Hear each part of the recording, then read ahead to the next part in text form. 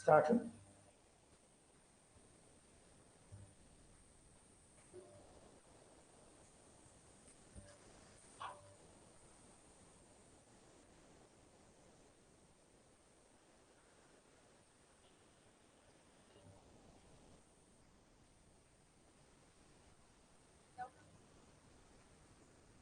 आवाज क्लियर? ठीक, चलिए। नया टॉपिक है छत्तीसगढ़ पंचायती राज। छत्तीसगढ़ पंचायती राज। लेकिन पहले सीधा सीधा छत्तीसगढ़ में पंचायती राज प्रारंभ नहीं हुआ। क्यों इसकी जरूरत पड़ी? देखिए, सबसे पहले जब संविधान का निर्माण हो रहा था तो महात्मा गांधी का मानना था कि पंचायती राज को संवैधानिक दर्जा देना चाहिए।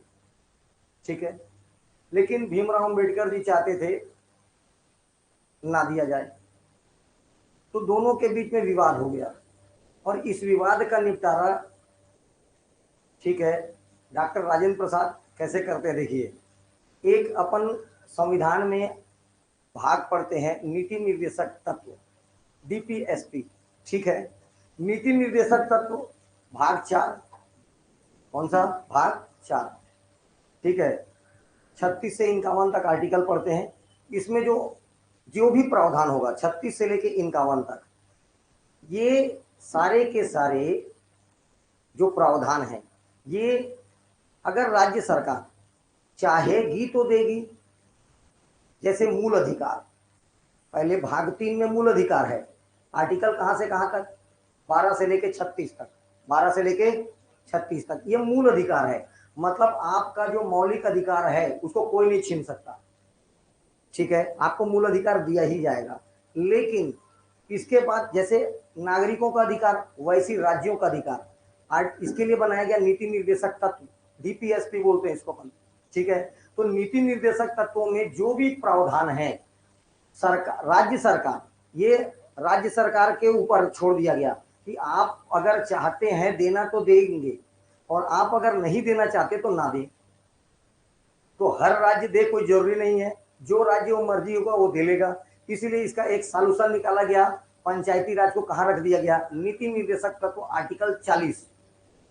तो पंचायती राज की संविधान में उल्लेख कहाँ पर है? आर्टिकल 40, पंचायती राज। ठीक, अब पंचायती राज आर्टिकल 40 में है तो राज्यों को लगता है वो देगा, जो राज्य आर्थिक रूप से संपन्न है वो देगा, जो आर्थिक रूप से संपन्न है वो नहीं देगा। तो ये पंचायती राज हर किसी के लिए बाउंडेड नहीं रहा, जिसका मर्जी होगा वो देगा, जिसका मर्जी होगा वो नहीं देगा। लेकिन आगे चल के केंद्र में केंद्र सरकार, राज्य में राज्य सरकार, दोनों की दोनों का जब आखिरी में इन्होंने अपना देखा कि एक अंतिम व्यक्ति तक सरकार की योजना पहुंच ही नहीं रही है। जैसे एक कार्यक्रम चलाया गया 1952 में, सामुदायिक विकास कार्यक्रम। कौन सा कार्यक्रम चलाया गया? सामुदायिक विकास कार्यक्रम। विकास, समुदाय का विकास करना, नाम से स्पष्ट हो रहा है। ठीक है, और इनकी एक संस्था बनी एनडीसी, राष्ट्रीय नेशनल डेवलपमेंट क्या बोलेंगे अपन, काउंसिल, एनडीसी, राष्ट्रीय विकास परिषद। तो ये राष्ट्रीय विकास परिषद और ये जो सामुदायिक विकास कार्यक्रम, इनमें देखा गया कि जो छत्तीसगढ़ का, चाहे भारत का, जो अंतिम व्यक्ति है, कौन सा व्यक्ति है? अंतिम व्यक्ति, उसके पास योजनाएं पहुंच ही नहीं रही है। तब क्या किया गया? तब जो केंद्र का शासन सेंट्रलाइज था उसको डिसेंट्रलाइज किया गया। तो क्वेश्चन पहला लाइन, तो पहला क्वेश्चन याद रखना, पंचायती राज व्यवस्था किस प्रकार की व्यवस्था है? तो लोकतांत्रिक विकेंद्रीकरण का उदाहरण है, डेमोक्रेटिक डिसेंट्रलाइजेशन। पहला सवाल यही पूछेगा, पंचायती राज या नगरीय निकाय किस प्रकार की व्यवस्था है? तो लोकतांत्रिक विकेंद्रीकरण का उदाहरण है। काय का उदाहरण है? लोकतांत्रिक विकेंद्रीकरण का। अब आप बात करते हैं थोड़ा सा, देखिए, लोकल सेल्फ गवर्नेंस। ठीक है, स्थानीय स्वशासन।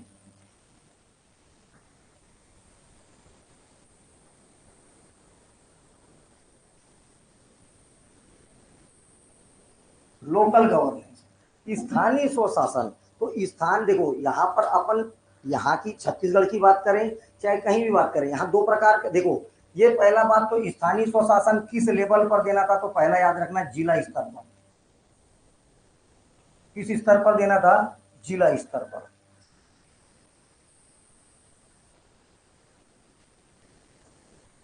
ठीक है,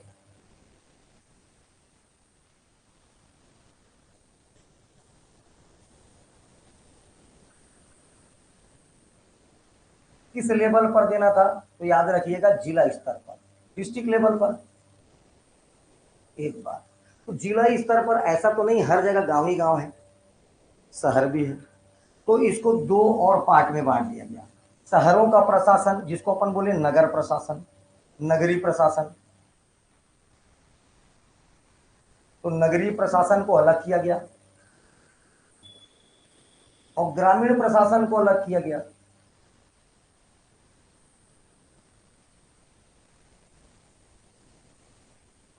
देख स का स हो रहा है ना, ठीक है, देख लेना। नगरीय प्रशासन और ग्रामीण प्रशासन दो अलग अलग एडमिनिस्ट्रेशन बने। तो नगरीय प्रशासन, नगरीय प्रशासन ये भी छत्तीसगढ़ में 3 टीयर का है, और ग्रामीण प्रशासन भी, इसके भी कितने टीयर्स हैं? 3 टीयर्स, त्रिस्तरीय। तो सबसे छोटे लेवल पर इधर देखिए ग्राम पंचायत, सबसे छोटे लेवल पर ग्राम पंचायत।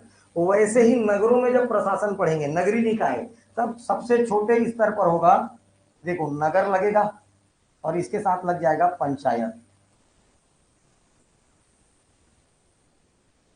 नगर पंचायत। ग्राम से ऊपर खंड, ब्लॉक, विकास खंड जिसको बोलते हैं अपन, क्या बोलते हैं अपन? विकास खंड, ब्लॉक। तो यहां पर होगा जनपद पंचायत।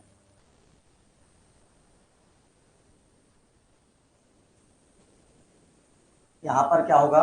जनपद पंचायत। और अंतिम, चूंकि ये लास्ट लेवल क्या था इसका, जिला स्तर पर देना है, इसलिए हो जाएगा जिला पंचायत।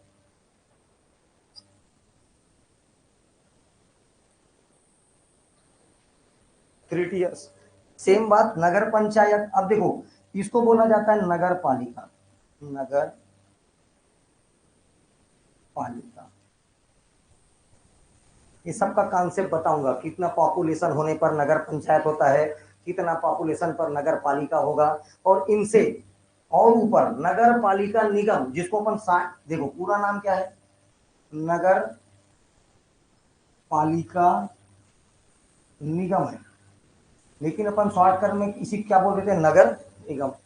अपन क्या बोलते थे शॉर्टकट में? नगर निगम। तो नगरीय प्रशासन के त्रिस्तरीय और ग्रामीण का, गांव का प्रशासन भी त्रिस्तरीय। ठीक है, गांव में सबसे नीचे ग्राम पंचायत, उसके ऊपर जनपद पंचायत और सबसे ऊपर जिला पंचायत। ये चाहे नगरों का प्रशासन देखो चाहे गांव का प्रशासन, ये किस चीज को दर्शाता है? तो याद रखना है लोकतांत्रिक विकेंद्रीकरण, विकेंद्रीकरण।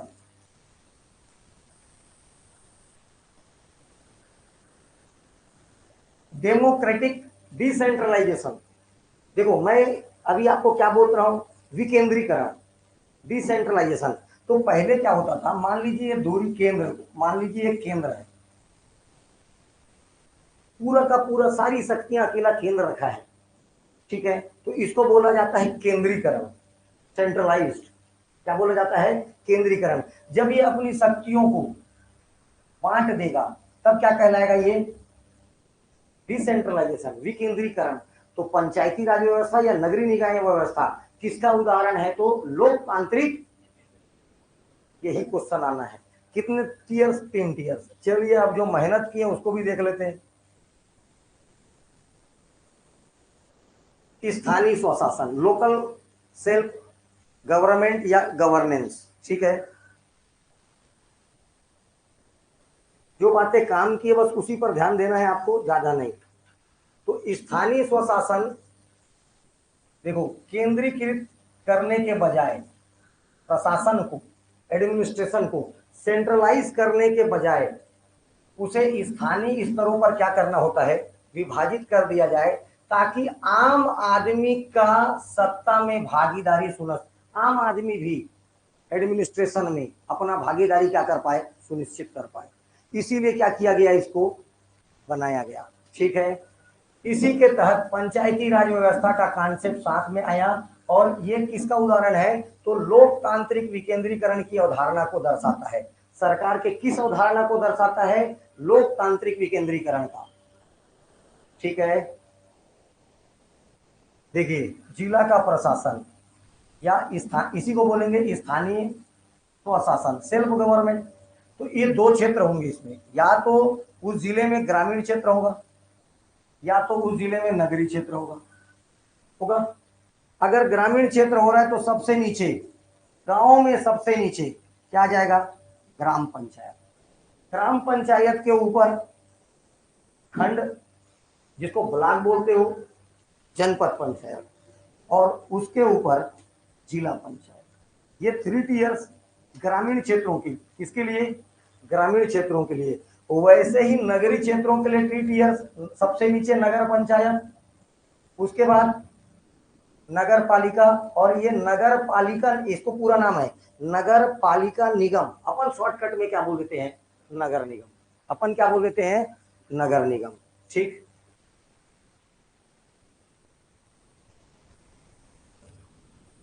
अब ये जो अभी जो अपना जो स्थानीय निकाय बना जिला स्तर में, 2 प्रकार का बना। एक बना कैसा, ग्रामीण क्षेत्रों का, एक बना शहरी क्षेत्रों का। इसको आगे चल के संवैधानिक दर्जा दिया गया, कॉन्स्टिट्यूशन में इसको जगह दिया गया। क्योंकि बना तो दिए हैं, अगर आर्टिकल 40 में ही रहता तो कोई राज्य देता, कोई राज्य नहीं देता। इसीलिए इसको संवैधानिक दर्जा देना जरूरी था। कॉन्स्टिट्यूशन में नीति निर्देशक से हटाकर कहीं और इसका उल्लेख होना चाहिए। इसीलिए 72वां 72 अमेंडमेंट एक्ट करके पंचायती राज को, और 73 अमेंडमेंट एक्ट करके 73 अमेंडमेंट एक्ट करके पंचायती राज को, और 74th अमेंडमेंट एक्ट करके नगरीय निकायों को क्या किया गया, संवैधानिक दर्जा दिया गया। 73वां संविधान संशोधन 1992, 74वां संविधान संशोधन 1992। ठीक है, तो 73वां में नगरीय, पहले आपको याद रखना गांव का प्रशासन, तो पंचायती राज को जोड़ा गया, और 74वां में किसको जोड़ा गया, नगरीय निकाय को। ठीक, अब संवैधानिक दर्जा देना है तो इसको देखिए, कोई भी चीज, कोई भी बिल या संविधान संशोधन अधिनियम, एक बिल होता है, पहले उसको एक बार लोकसभा से पारित होना पड़ेगा, उसके बाद एक बार राज्यसभा से पारित होना पड़ेगा, इसके पश्चात उस हमारे देश के राष्ट्रपति का सिग्नेचर होगा, तब वो जो बिल है वो कैसे बनेगा, अधिनियम। तो ये देखो, अभी अपन बोल रहे ना 73वां 73rd 73वां, देखो 73 73वां 74वां संविधान संशोधन अधिनियम।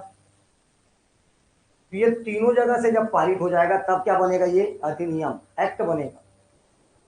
ठीक, चलिए देखिए, लोकसभा से पारित होता है,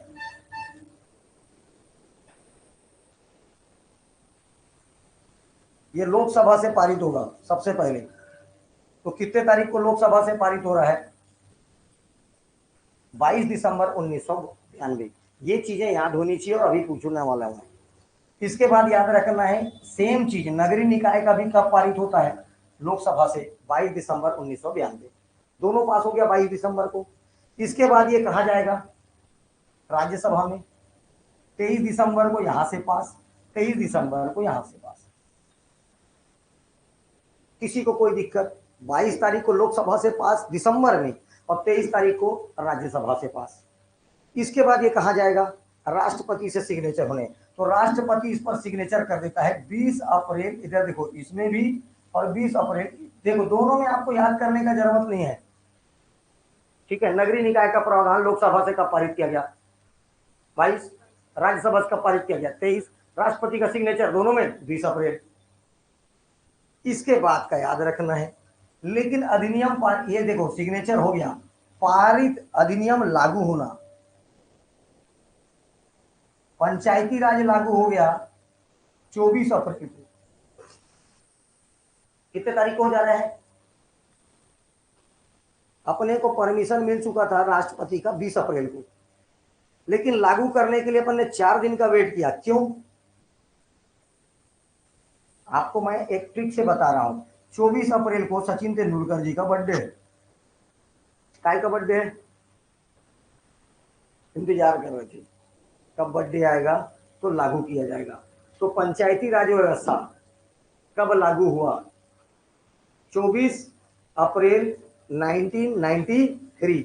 इसीलिए हर साल 24 अप्रैल के दिन पंचायती राज दिवस मनाते हैं। हर साल 24 अप्रैल के दिन क्या मनाया जाता है? पंचायती राज दिवस। और ये देखना है, ये जबकि जून में हुआ, 1 जून 1993। पंचायती राज का प्रावधान 11वें शेड्यूल में है। भारत के संविधान में कितनी अनुसूचियां? 12। और 11वीं अनुसूची कौन सी है? पंचायती राज। अब 12वीं अनुसूची कौन सा है? नगरीय निकाय। पंचायतों को राज्य सरकार ने अपने विषयों में से कितने विषय पर कानून बनाने का अधिकार दिया है, या कितने विषय सौंपे हैं राज्य सरकार ने? 29। और नगरीय निकाय में कितने विषय सौंपे गए? 18। ये कंपैरिजन याद होना ही चाहिए। ठीक है, तो अब आर्टिकल भी होगा, अनुसूची है तो आर्टिकल भी होगा आगे चल के। तो भाग 9, भाग 4 के बाद प्रावधान कहाँ मिला है? भाग 9 पंचायती राज। तो भाग 9 में आर्टिकल 243 ए से लेकर ओ तक, 243 ए से लेकर 243 ओ तक पंचायती राज का प्रावधान है। ओ के बाद क्या आएगा? पी। ओ के बाद क्या आएगा? पी। पी से लेकर जेड जी तक, पी से लेकर जेड जी तक नगरीय निकाय का प्रावधान है। अभी एक एक आर्टिकल याद रखना है। A B C D E F G H I J K L M N O, ऐसे वैसे पी क्यू आर, वहां से जेड, जेड का ए बी सी जेड जी तक जाएगा कौन सा? नगरीय निकाय। एक दो बातें याद रखना है, जैसे पंचायती राज दिवस कब मनाया जाता है? इधर देखिए, पंचायती राज दिवस कब मनाया जाता है? 24 अप्रैल। एक बात। दूसरा बात, स्थानीय स्वशासन का जनक किसको बोलते हैं? लॉर्ड रिपन को। ये 1982 नहीं, 1882।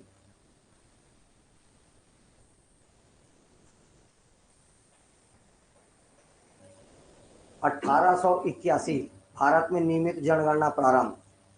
1872 भारत में पहली बार जनगणना हुई थी। ठीक है, 1881 से भारत में नियमित जनगणना चालू हो गया था। ठीक है, Lord Ripon, Ripon is good. तो स्थानीय self governance, father of a self governance, स्थानीय स्वशासन का पिता किसको बोला जाता है?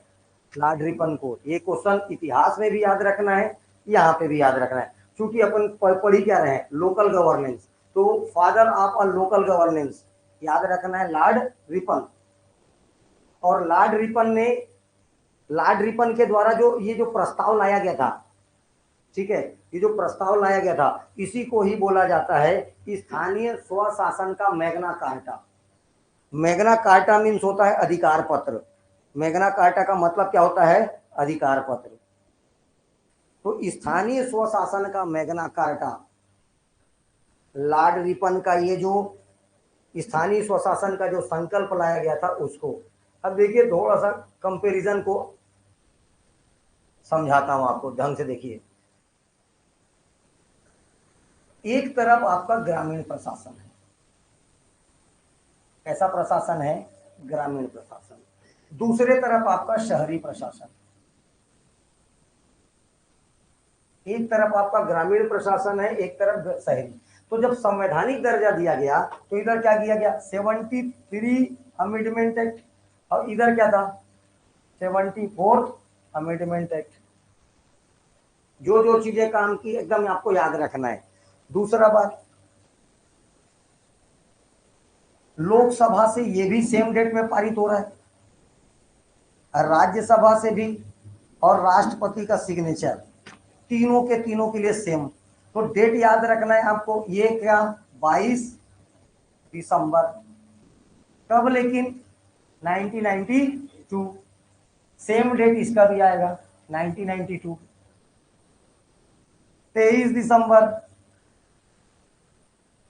1992, सेम इसके लिए भी। और राष्ट्रपति का सिग्नेचर ये होता है क्या, 20 अप्रैल को। इसमें भी क्या, सेम टू सेम 20 अप्रैल। ये याद रखने लायक बात। इसके बाद अपने को जानना है कि लागू कब होता है भाई। ये तो ठीक है, अब हो गया, संवैधानिक दर्जा भी मिल गया, लोकसभा से पास, राज्यसभा से पास, राष्ट्रपति का सिग्नेचर, अब क्या मिल गया इसको, संवैधानिक दर्जा। तो अब ये लागू कब होता है, लागू वेट कर रहे थे किस तारीख का अपन, 24 अप्रैल का। किससे रिलेट करके याद रखोगे, बर्थडे ऑफ सचिन तेंदुलकर। इसका बर्थडे बेटा सचिन तेंदुलकर। ये लागू, और ये कब लागू होता है, एक।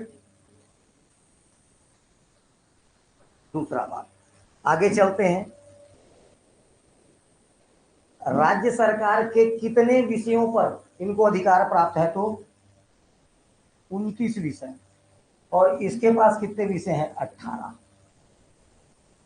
कितने विषय हैं, 18 विषयों पर ये क्या बना सकता है, अपना नियम कानून बना सकता है। ठीक है, इसके बाद आगे बात करेंगे तो ये याद रखना है, आर्टिकल, अनुसूची कौन सी अनुसूची में शामिल है। अनुसूची बेटा बेटा 12 ही है टोटल, ये 11वीं अनुसूची है। और ये अनुसूची कौन सी है, शेड्यूल अनुसूची 11 और 12। इसके बाद आर्टिकल 243 ए से ओ, ओ ए से ओ, और उसका ओ के जस्ट बाद चालू हो जाएगा 243 पी से। ओ के बाद क्या आएगा, 243 पी से लेकर 243 जेड जी। अंग्रेजी में ही याद रखना है, क ख ग घ अंग च छ ज झ इया। ठीक है, मैं तो बोल लिया, अब बाकी ना, इसलिए कैसे याद रखोगे, इंग्लिश में, इंग्लिश। ठीक, ओके चले।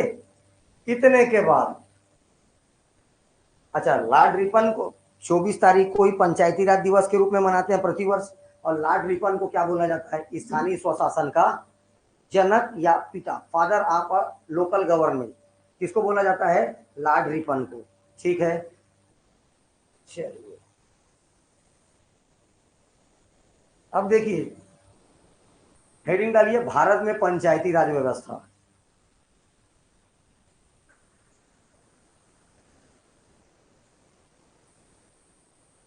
तुम लोग तो देख देख के उतार दोगे।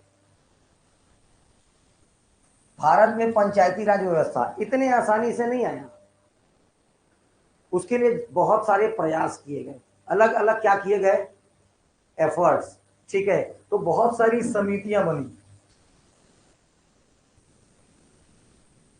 समितियों का गठन किया गया, बहुत सारी समितियां बनी या समितियों का गठन। मैं जैसा जब बोलूंगा तभी लिखना है बेटा, पहले समझो, एकदम इसमें समझने का चीज है समितियों का। ठीक है, सबसे पहली समिति, ध्यान से देखना है, ये बार बार इसको पूछेगा। ठीक है,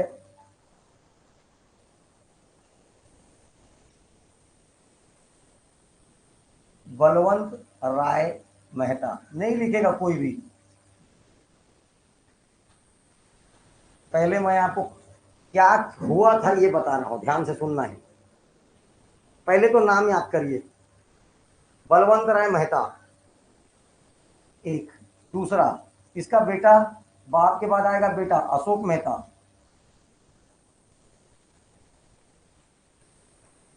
अब बेटे का आएगा दांत, दांत वाला समिति। कौन सा समिति, दांत आने के बाद चिल्लाएगा हनुमंत समिति। और पहला बात, पहला ही लाइन क्या बोलेगा, जय हनुमान, हनुमंत समिति।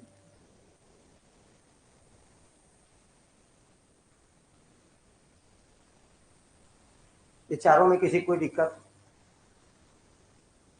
पहले पिताजी आएंगे, पिताजी के बाद आएगा बेटा, फिर बेटे का आएगा दांत, और जैसे दांत आएगा क्या बोलेगा? हनुमान। क्या बोलेगा? हनुमान। चारों याद हुआ? ठीक है, ये चारों से नहीं पूछेगा लेकिन क्वेश्चन, सबसे ज्यादा क्वेश्चन पूछेगा अब जो बताने जा रहा हूं इनसे। ठीक है, कुछ और नाम देखिए, जैसे इसके बाद चालू होगा, ये है मेन,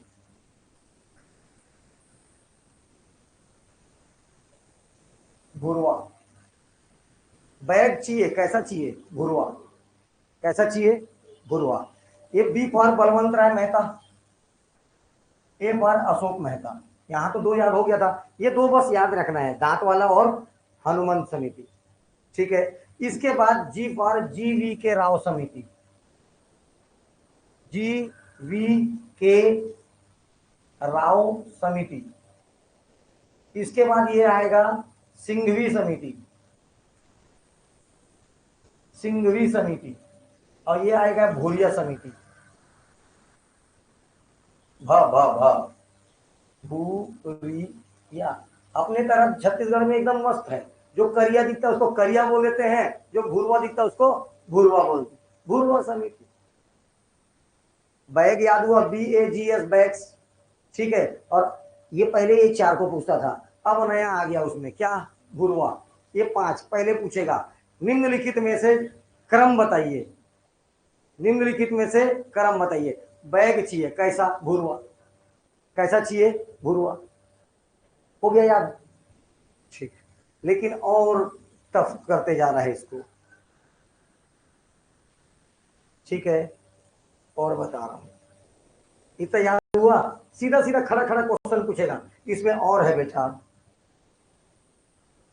ये BA, इसके बाद दो आएगा। ठीक है, इसके बाद कौन आएंगे? दांत वाला, और उसके बाद क्या याद रखना है? जी, BAG बैग। ठीक है, ये समितियों के नाम देखिए,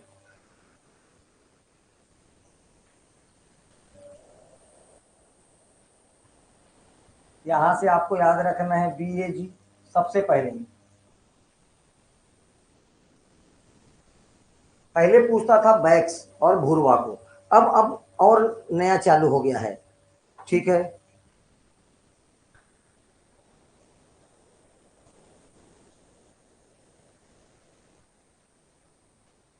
ये तीन का नाम दिखा,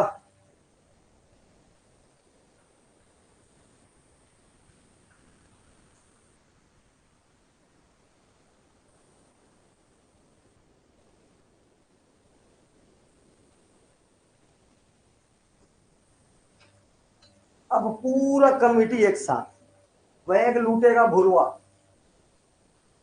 बैग हो गया था, अब बैग कौन लूटेगा?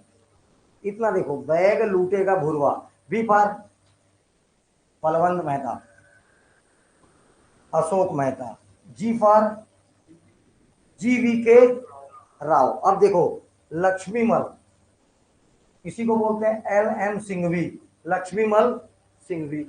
ठीक है, उसके बाद आएगा थुंगन,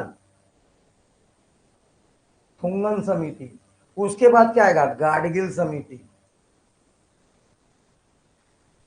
और उसके बाद आएगा भूरिया।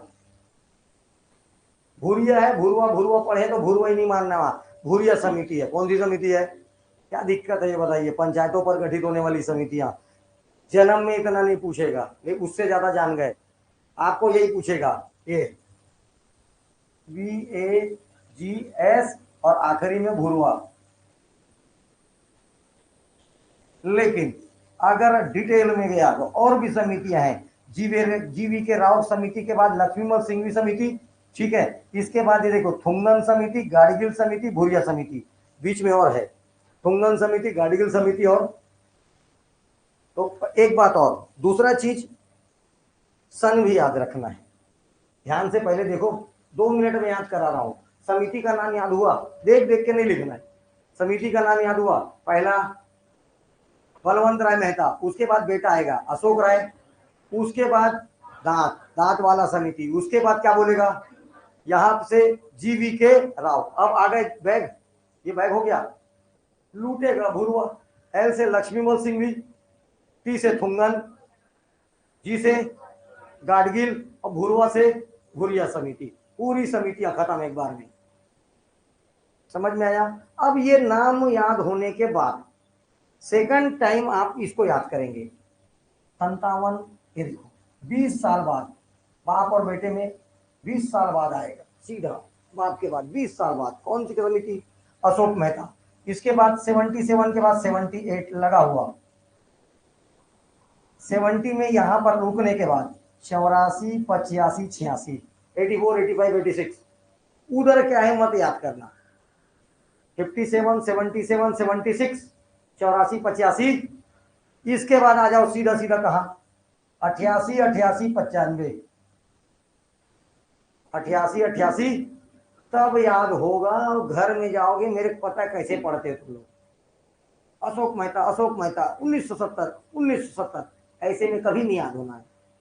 पहले तो तोड़ लो ये पूरा एक राउंड में, इसको याद करिए, फिर इसको याद करिए। 57, 57, 67, 77, 78, 84, 85, 86, 88, 88, 95। याद हो गया? अब देखो, इतना याद करने के बाद, अरे कहाँ गया वो? सबसे पहली समिति, यही इंपॉर्टेंट है, बलवंत राय मेहता। सबसे पहले जितना बता रहा हूं उतना ही याद रखना, जबरदस्ती की चीजें याद नहीं रखना। बलवंत राय मेहता समिति, बलवंत राय मेहता समिति, ये याद रखना है। पहला बात तो पंचायतों पर गठित ही नहीं हुआ था। सबसे पहली बात यह है, बलवंत राय मेहता समिति जो है पंचायतों पर गठित ही नहीं हुई थी। तो बलवंत राय मेहता समिति करने क्या आया था? तो ये ना एक कार्यक्रम था, 1952 में भारत सरकार चालू किया था। 1952 देखो, सामुदायिक विकास कार्यक्रम, सामुदायिक विकास कार्यक्रम।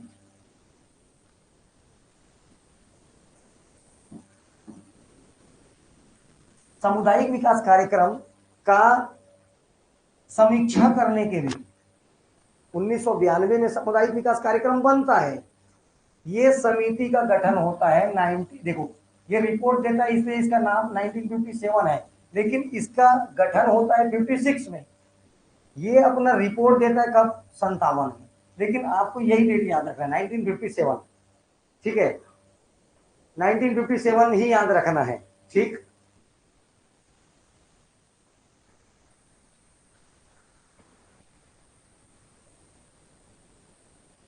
ठीक है। 1950 सामुदायिक विकास कार्यक्रम, कौन सा कार्यक्रम? तो देखिए इसमें होता क्या है, ये समीक्षा करता है कौन? बलवंत राय मेहता। काय की समीक्षा कर रही है? काय की समीक्षा कर रहे हैं ये? सामुदायिक विकास कार्यक्रम की समीक्षा की ये। अच्छा, समुदाय का विकास करना है। ये अंतिम तक जाता है या नहीं जाता है? ठीक है, अंतिम तक जाता है या नहीं जाता है? मतलब भारत के अंतिम नागरिक तक, भारत के अंतिम नागरिक तक ये पहुंच पा रहा है विकास कार्यक्रम या नहीं पहुंच पा रहा है? इसके लिए क्या किया जाता है? इसकी समीक्षा के लिए बैठाया गया था इसको। तो ये बताता है बलवंत राय मेहता कि आपकी योजनाएं ना ग्राउंड लेवल तक नहीं पहुंच पा रही है। आप बना अच्छा रहे हैं, सब कुछ अच्छा है, ये ग्राउंड लेवल तक नहीं जा पा रहा है। लेकिन मैं एक तरीका बताता हूं जिससे ये ग्राउंड लेवल तक पहुंच जाएगा। क्या बोला? तो इसने त्रिस्तरीय, त्रिस्तरीय, 3 टियर, त्रिस्तरीय पंचायत की सिफारिश दिया।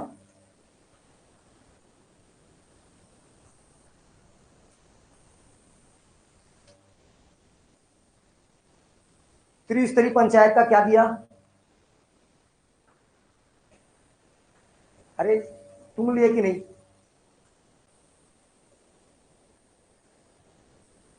त्रिस्तरीय पंचायत की क्या करता है ये? सिफारिश। त्रिस्तरीय, कितने स्तरीय का? त्रिस्तरीय पंचायत। देखो ध्यान से, अब कौन कौन से 3 स्तर होने चाहिए? तो सबसे नीचे क्या है? ग्राम, तो वहां पर बोलता है ग्राम पंचायत। सबसे पहले क्या बोलता है, ग्राम लेवल पर ग्राम पंचायत।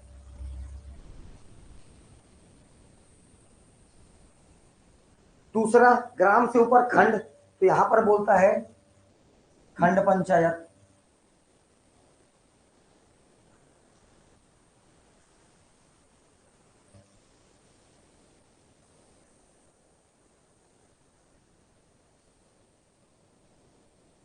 और तीसरा सबसे ऊपर में क्या है, जिला। तो जिला में क्या बोलता है, जिला परिषद।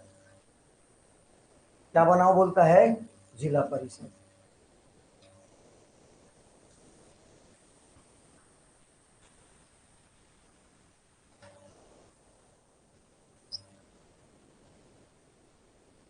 ये अपना रिपोर्ट देता है 57 में बलवंत राय मेहता, और अपने बातों को रखता है कि आपका जो सामुदायिक विकास कार्यक्रम है, कार्यक्रम बहुत अच्छा है, लेकिन ग्राउंड लेवल पर इसलिए नहीं जा पा रहा है क्योंकि ऊपर में ही एक गायब हो जा रहा है। इसको अगर आपको ग्राउंड लेवल तक जाना है तो आपको क्या करना पड़ेगा, त्रिस्तरीय पंचायतों की क्या करनी पड़ेगी, स्थापना करनी पड़ेगी। और कौन कौन से 3 टियर्स बताए, ग्राम स्तर पर बोला ग्राम पंचायत, खंड स्तर पर क्या बोला, खंड पंचायत, और आखिरी क्या बोला है, जिला स्तर पर क्या बोला, खंड स्तर पर पंचायत, इसके सॉरी, खंड स्तर पर पंचायत समिति याद रखना, खंड पंचायत में पंचायत समिति, पंचायत समिति, इसका प्रावधान दिया। और बकायदा एनडीसी, फुल फॉर्म किसको पता है, राष्ट्रीय विकास परिषद, national development council, sorry corporation, NDC, ठीक है, राष्ट्रीय विकास परिषद। इसने इनके सिफारिशों को मान लिया, यस कि आप सही बोलते हैं। इसीलिए तत्काल प्रभाव से 2 अक्टूबर 1959, 2 अक्टूबर 1959 कहाँ, राजस्थान का नागौर, राजस्थान का नागौर जिला सबसे पहले पंचायती राज व्यवस्था को अपनाने वाला, त्रिस्तरीय पंचायती राज को अपनाने वाला सबसे पहला स्थान कौन सा है, नागौर। डेट भी याद रखना है क्या, 2 अक्टूबर 1959, 2 अक्टूबर 1959 को राजस्थान का नागौर जिला,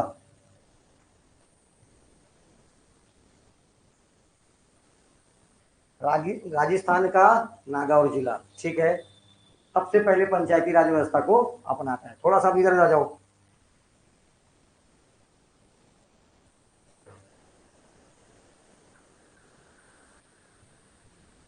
चलिए देखिए, 73वां संविधान संशोधन 92 के तहत पंचायती राज व्यवस्था को संवैधानिक मान्यता मिला। इसका उल्लेख किसमें था, आर्टिकल 40, आर्टिकल 40 में, जो कि राज्यों के नीति निर्देशक तत्व, राज्यों के नीति निर्देशक तत्व, अगर राज्य चाहेगा तो देगा, राज्य नहीं चाहेगा तो नहीं देगा, यही है राज्यों के नीति निर्देशक तत्व, ठीक है। पंचायती राज भारतीय संविधान में नीति निर्देशक तत्व का एक भाग था, लेकिन अगर जब इसको देना है तो इसके लिए क्या करना पड़ता है, संविधान में अलग से आर्टिकल डालने पड़ते हैं, ठीक है, जो भी नीति निर्देशक तत्व में है। जैसे बहुत सारे चीज हैं, हमने पढ़ा था पोषण आहार, जो भी चीज नीति निर्देशक तत्व में है उसको अगर सरकार देना चाहेगा या केंद्र देना चाहेगा तो उसके लिए फिर से संविधान में कहीं ना कहीं जगह बनाएगा, कहीं ना कहीं क्या बनाएगा, जगह, तभी वो सबके लिए कंपल, संविधान में अब उसका उल्लेख हो गया है। नीति निर्देशक तत्व तो केवल राज्यों को यह अधिकार देता है कि आपका मन है तो दीजिए, नहीं है तो हर राज्य, कोई जरूरी नहीं है प्रसूति सहायता दे, जिस राज्य के पास आर्थिक स्थिति ठीक होगा वो राज्य देगा। बात समझ में आ रहा है, तो नीति निर्देशक तत्व, इसीलिए इनको यहां से हटाकर भाग 9 और 9 का जोड़ा गया। क्या जोड़ा गया, भाग 9 और 9 का। आर्टिकल 243 ए से लेकर ओ तक पंचायती राज और पी से लेकर जेड जी तक क्या जोड़ा गया, अरे 11वीं अनुसूची में पंचायती राज और 12वीं अनुसूची में क्या, नगरीय निकाय, पूरा प्रावधान किया गया। और ये मैं तुमको इतनी सारी समितियां बताया हूं। चल भाभी बोल, समितियां बोल, जल्दी जल्दी बोलते जा।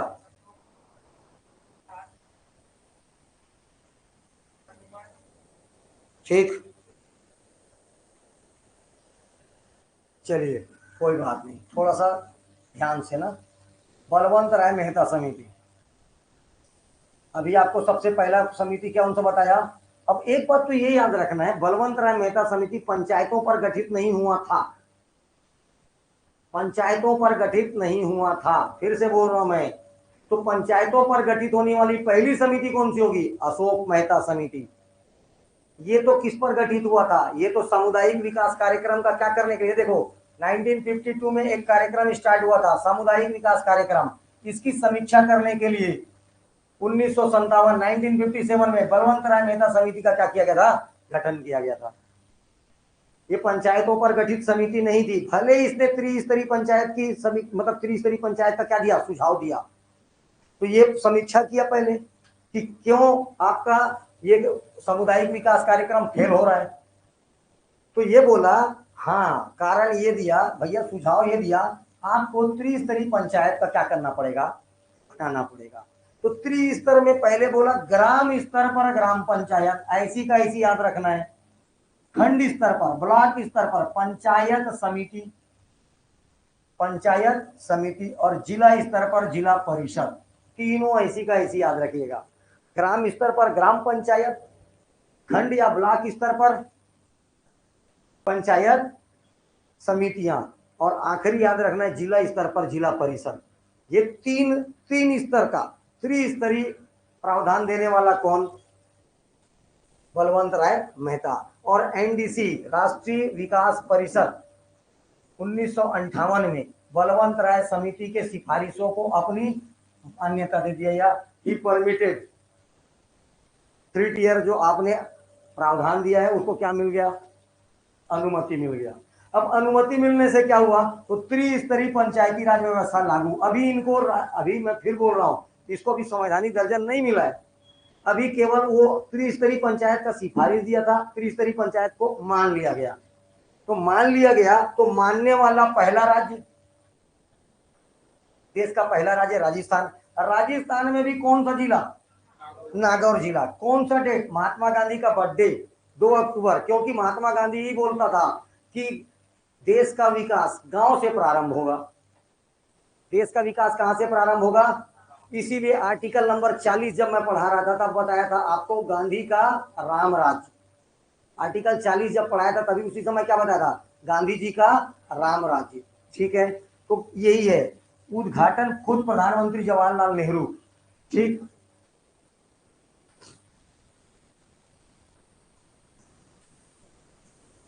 कभी जीवन में पूछ दिया तो ये गांव का भी नाम याद रखिए, बगदरी गांव, गांव का नाम बगदरी गांव। ठीक है, गांव का नाम बगदरी गांव।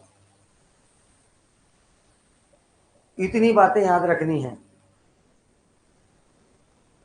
ठीक,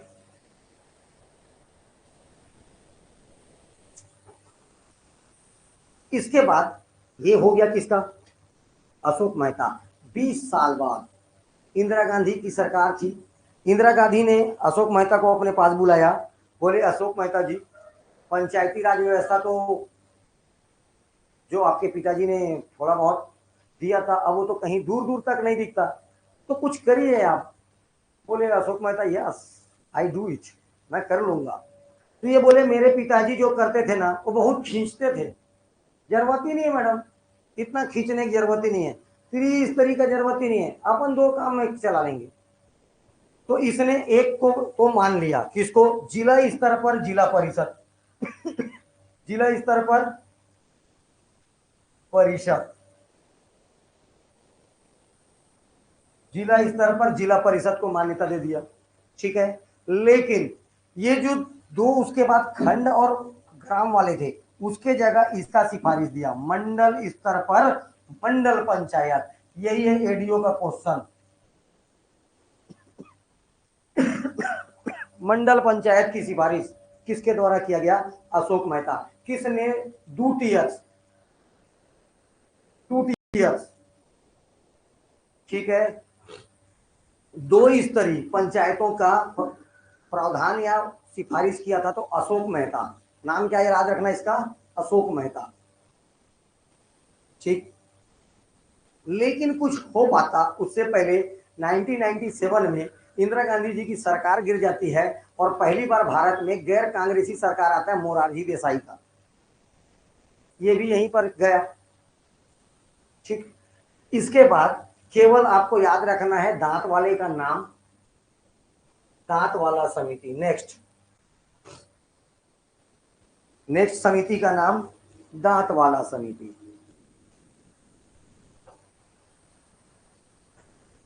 समिति का नाम दांत वाला समिति।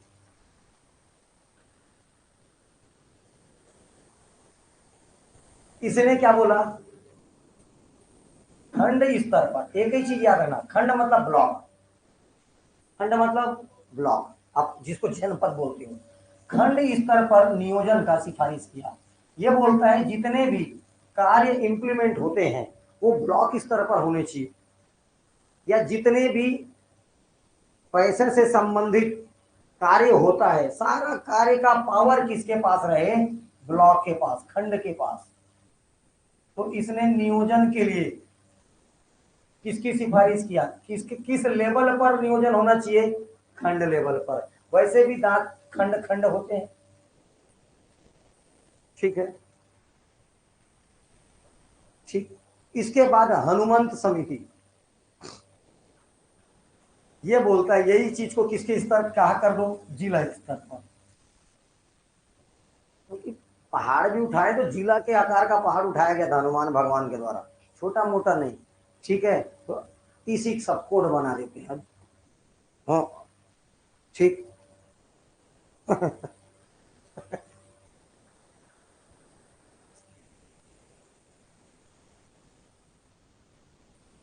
देखिए, हो गया, हो गया। अब है जीवी के राव समिति।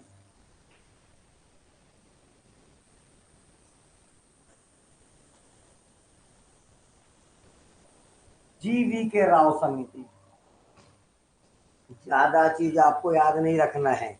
ये क्या बोलता है? जैसे केंद्र में राष्ट्रीय विकास परिषद है, अरे क्या है? राष्ट्रीय विकास परिषद। वैसे ही राज्यों में क्या होना चाहिए पता है? राज्य विकास परिषद। एक लाइन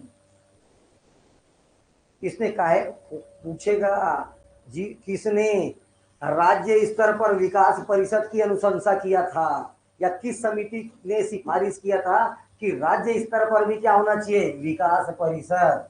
कौन है ये? जीवी के राव समिति। 1985, 84 के बाद क्या आएगा? 84 के बाद 85। और इसके बाद बोलता है, इसने बोला पंचायतों का नियमित चुनाव कराओ हर 5 साल में। तो प्रावधान नहीं भूलना है जीवी के राव का, जीवी के राव, ठीक है। जीवी के राव, हर 5 साल में चुनाव होना चाहिए, एक बात। दूसरा बात क्या बोलते हैं? इन्होंने बोला कि जैसे एनडीसी राष्ट्रीय विकास परिषद है वैसी होना चाहिए राज्य विकास परिषद। दो ही बात बोल रहा हूं मैं जीवी के राव के बारे में। इस समिति का गठन होता है 1985 में, 1985 में। दो मेन प्रावधान, पहला प्रावधान याद रखना है राज्य विकास परिषद का, और दूसरा हर 5 साल में क्या बोलता है? चुनाव होना चाहिए। हर 5 साल में क्या होना चाहिए? चुनाव होना चाहिए, ठीक है। तो चुनाव की सिफारिश देने वाला समिति कौन सी है? जीवी के राव समिति। Most important L M Singhvi, L M Singhvi, Singhvi समिति। लक्ष्मीमल सिंघवी, ये डेट पूछा हुआ था पीएससी में। लक्ष्मीमल सिंघवी समिति कब गठित होती है? 1986 में। ये बोलता है पंचायतों का, पंचायतों को अगर फिर से पुनर्गठित करना है, रिफॉर्मेशन उनका करना चाहते हो, पंचायतों को अच्छा बनाना चाहते हो, तो एक ही काम करिए, आप पंचायतों को संवैधानिक दर्जा दे दीजिए। मोस्ट इंपॉर्टेंट पॉइंट याद रखना है, इसके सिफारिश से पंचायतों को संवैधानिक दर्जा प्रदान किया गया।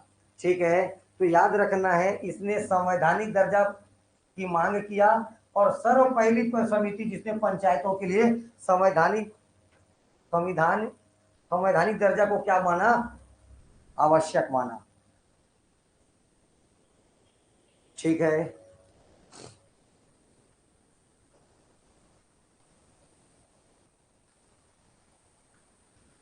नेक्स्ट पी के थुंगन समिति। आप सीधा याद रखिए थुंगन समिति, कुछ नहीं याद रखना है, आपको ये याद रखना है पंचायती राज संस्थाओं का कार्यकाल 5 साल होना चाहिए।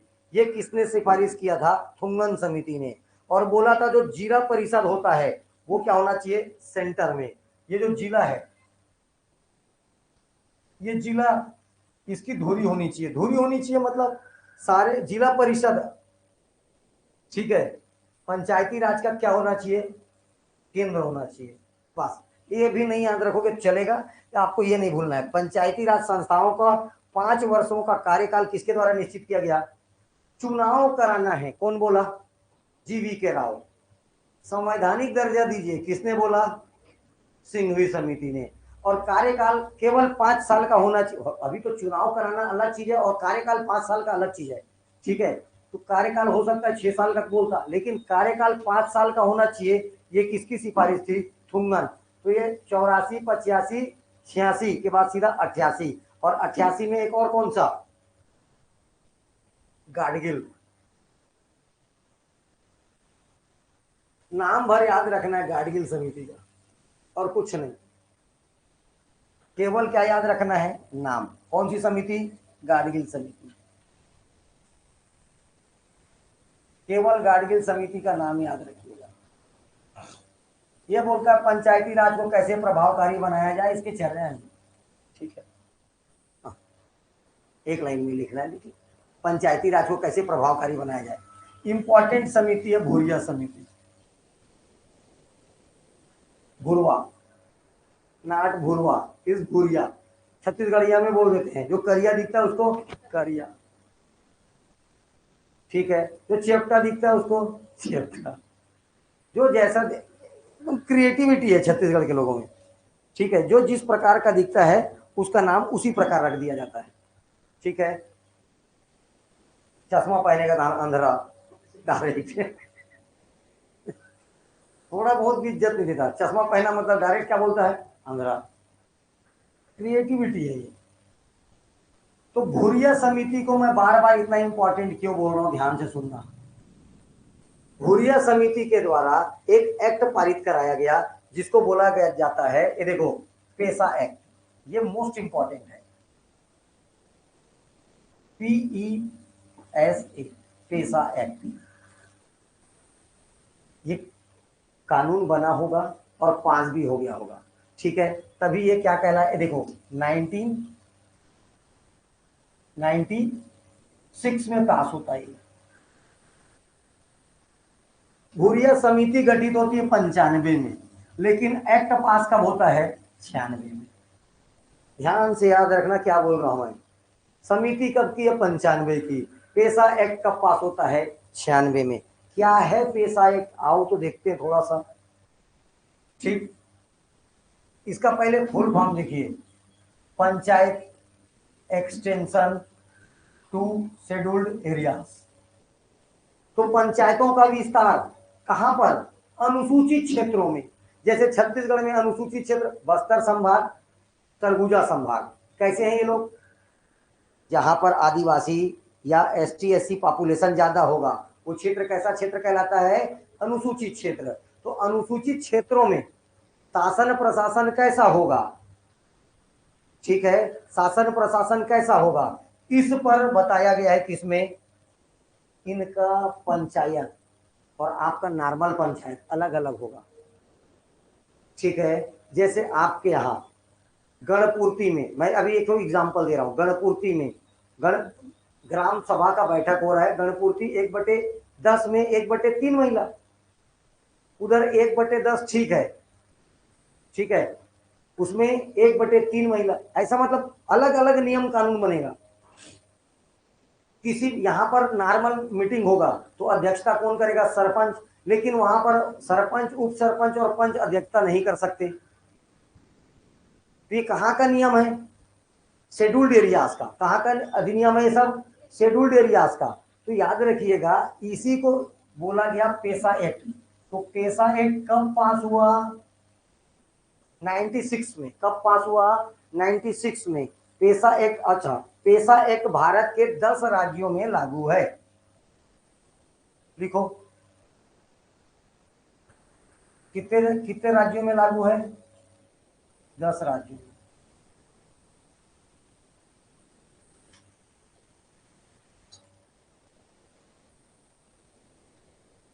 ठीक, ये रहा छत्तीसगढ़। ये वाला कौन सा राज्य है? उत्तर प्रदेश। छत्तीसगढ़, सीजी, ठीक है। ये हुआ यहां तक एमपी, नीचे महाराष्ट्र, ये तेलंगाना, थोड़ा सा आंध्रा, सॉरी थोड़ा सा आंध्रा, ये पूरा था तेलंगाना ना।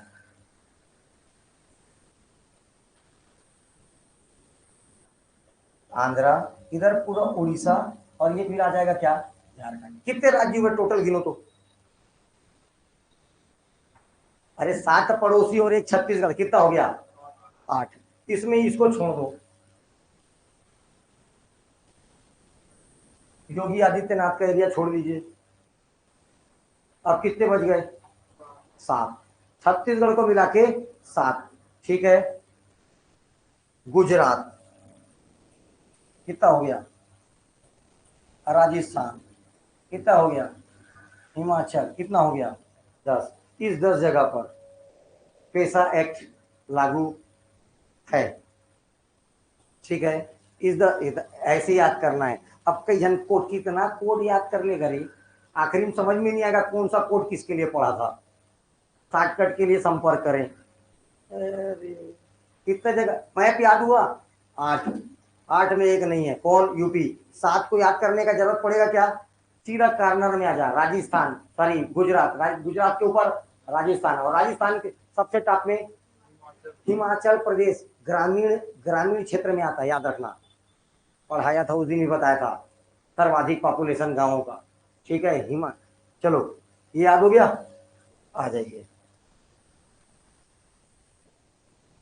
73वां संविधान संशोधन विधेयक, पंचायतों का संवैधानिक दर्जा, यहां से कल क्लास चालू करेंगे, ठीक है। ओके।